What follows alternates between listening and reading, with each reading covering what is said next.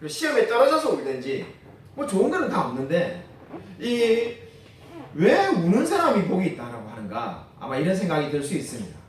여러분 그렇다면 또 이런 생각을 할 수가 있겠죠. 아까 울면은 복이 있다면은 정말로 마음이 아파서 애통하면 복이 있다면은 그럼 늘 그저 인생이 그저 꼴찌로서 예를 들면 학교로 이런 걸 학생을 기준으로 하면은 내가 늘 꼴찌하면은 그저 이 창피해서 늘 우니까 그러면 꼴등에게 제일 복이 있는가 그런 의미가 아닙니다. 제가 학교 다닐 때 이야기인데 제가 학교 다닐 때 이 중학교 때 공부를 잘해서 명문고에 갔습니다. 이 소위 말하는 제일 똑똑한 사람들만 모인 학교에 갔는데 이 공부가 경쟁이 엄청나게 치열해가지고 뭐 이 중간고사 때 10등한 학생이 정말로 이 기말고사 되면 38등 하기도 하고 그런 일이 있었습니다. 제가 거기에 해당되었지만 그래서 막 등수가 막 10등에서 뭐 38등까지가 막 왔다 갔다 막 춤을 추는 그런 학교였습니다. 그래서 어느 날 수학 시험을 쳤는데 목사님 솔직히 공부가 보통 중간밖에 못해서 수학이 늘 그냥 평균 뭐 그냥 50점 뭐 이렇게 왜 받았어요. 50점 잘해봐야 60점. 어느 날 이 중간고사 시험을 쳤는데 수학이 20점이 나오고 그래서 20점을 처음 받아가지고 시험지 이렇게 딱 이렇게 결과를 받아보는데 눈물이 나는 거야. 이게 내가 20점이 뭐냐 이러면 대학을 가겠는가 야 진짜 이러다가 진짜 뒤에서 몇 등 하는 거 아닌가 이런 생각을 하게 되었습니다. 예, 빨리 앉아주세요. 네. 20점을 받게 돼가지고 그래서 어쩔 줄 몰라는 마음 가운데 이렇게 낙심해 있는데 저하고 가장 절친한 친구가 제게 다가와서 야 성시야 너 시험 망쳤지 이렇게 말하는 거예요. 그냥 뭐 시험지 결과를 받아들고는 이렇게 사람이 울고 있으니까 야 너 망친 거 아니냐 이렇게 말하는 거예요. 그 친구랑 지금도 연락하는데 시내에 사는 제 고등학교 친구인데 와가지고는 계속 깐족거리면서 야 성시야 너 몇 점 받았어? 너 뭐 시험 망쳤지 이런 말인 거예요. 그래서 제가 차마 20점 받았단 말을 하려니까 너무 비참해가지고 말을 못하고 이래 있으니까 이 친구가 재미를 붙였는지 야 솔직히 빨리 말해봐 몇 점 받았냐고 몇 점 받았냐고 뭐 이런 거예요. 그래서 저는 속으로 그런 생각했죠. 야 이놈은 원래 저하고 공부를 비슷하게 하는데 둘 다 중간인데 도대체 얼마나 잘 쳤길래 계속 이렇게 와서 이렇게 깝죽대면서 이야기를 할까. 이게 어쩌다 보니까 이번 시험을 수학을 한 90점 받았나 보다. 제가 이렇게 생각하면서 이제 주눅이 들어가지고 말을 못하니까 이 시험지를 빼뜨려가지고 간 거예요. 그러니까 이제 또 보니까 20점이잖아요. 그래가지고 저는 이제 고개를 숙였죠. 그냥 깔깔대고 웃겠구나. 너 바보냐? 이럴 줄 알고 이게 고개를 숙였는데 갑자기 얘가 와서 야, 니 20점 받아놓고는 왜 우냐 이러는 거예요. 그래서 야 고등학교하고 처음 20점 받았는데 안 오게 생겼냐니까는 자기는 빵점을 받았다는 거예요. 그래서 제가 의의가 없어가지고 야, 니 진짜 어떻게 수학에 빵점이 나올 수가 있냐? 그죠? 이 3분의 2는 주관식이라 해도 3분의 1이 객관식인데 야, 찍어도 10점은 나오겠다니까 그 찍은 게 다 틀렸다는 거예요.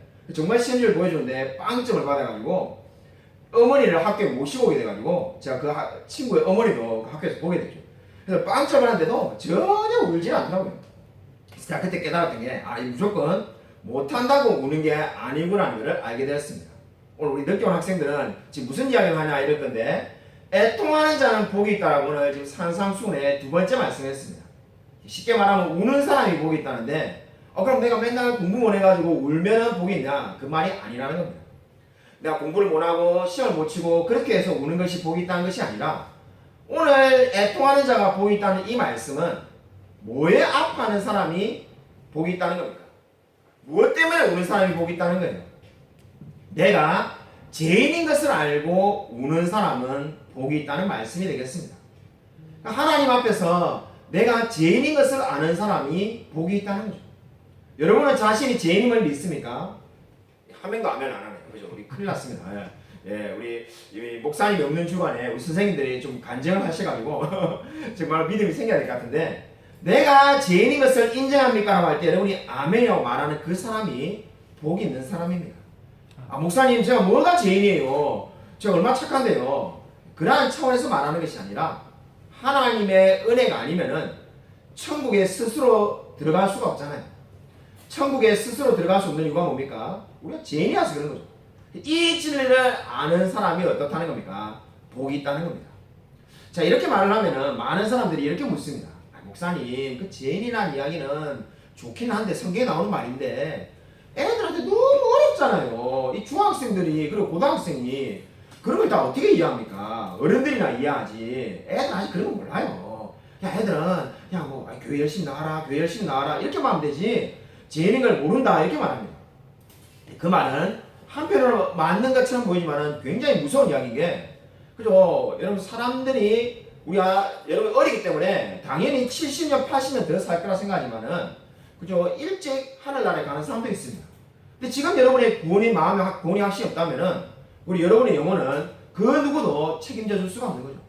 그렇기 때문에 저는 여러분의 나이에 때도 바로 지금 성경에 말하는 위대한 진리, 인간이 죄인된 것과 예수 그리스도가 구세주임을 믿어야 하는 줄로 반드시 믿으시기 바랍니다. 여러분 어린 나이라고 여러분 구원의 확신을 못 가지는 게 아닙니다. 제가 이 20살 때 SFC에서 이 부산의 영도에 수련을 가가지고 2명씩 짝을 지어가지고 전도를 보냈어요. 그 당시에 제가 20살이었고 대구에서 오는 형님이 모르는 사람이죠. 그냥 수련회 때 처음 만났는데 수천 명 중에 우리 둘째 짝을 지어가지고 부산 영도에 그 가가지고 막 이렇게 전도를 해라는 거예요. 그래서 저는 이 진주학교 다니는 사람인데 부산에 영도에 그저 가본 적도 없는데 그 가가지고 이제 거기서 우리가 막 전도를 하는 거죠. 이 여름에 이 더운 여름에 그때 7월달에 막 너무 더운데 그러니까 누가 말을 하려고 합니까? 이 브릿지 전도법이라고 사형이같이 생긴 거, 이 전도지를 들고 말을 걸면은 사람들이 말을 들으려고도 안 하고 어쩌다가 한두 명 겨우 말을 붙여가지고 말을 시키면은 그죠 좀 듣다가 아 이거 교회구나 이래가지고 그냥 가버린 거예요. 그래서 그 대구에서 온 형하고 저하고 막 화가 나가지고 서로 막 계속 투덜거리면서 욕을 해주니까 욕이라는 게 쌍욕을 했다는 게 아니라 이제 비판했다는 거죠. 아니 도대체 이런 걸 왜 시키냐, 이거 오늘 하루 종일 4시간 동안 오해해라는데 벌써 1시간 해보니까 견적이 나오는 거죠. 이거 아무도 예수 안 믿겠구나. 네, 이제 그래가지고 둘이 저 영도에 어느 집인지 모르겠는데 집 남의 집 담벼락에 그늘이 좀 지은 데가 있어가지고 그 둘이 이렇게 둘이 이제 앉아 있으면서 야, 여기서 그 형이 그러더라고요. 그쪽 대구에서 만난 형이, 대구에서 오신 형이 그냥 성실아 우리 여기서 그냥 앉아 있다가 적당히 시간 되면 버스 타고 다시 수련회장에 가자. 어차피 이래나 저래나 결과는 똑같다. 이제 이렇게 말해가지고 앉아 있다가 계속 그렇게 하는 거 좀 미안하다는 생각이 들어가지고 이 좀 전도 그래도 해야 안 되겠습니까? 이런 말하니까 그치 왜냐면 누구 만났는지 그 이름을 쓰는 날이 있는데 보니까 이름을 쓴 게 10명 이상 채워냈는데 우린 고작 2명밖에 안 써놔가지고 맞다 길 지나가는 사람 하다못해 이름이라고 물어가지고 이 장수를 채야 되겠구나 생각이 이제 늦게 드는 거죠.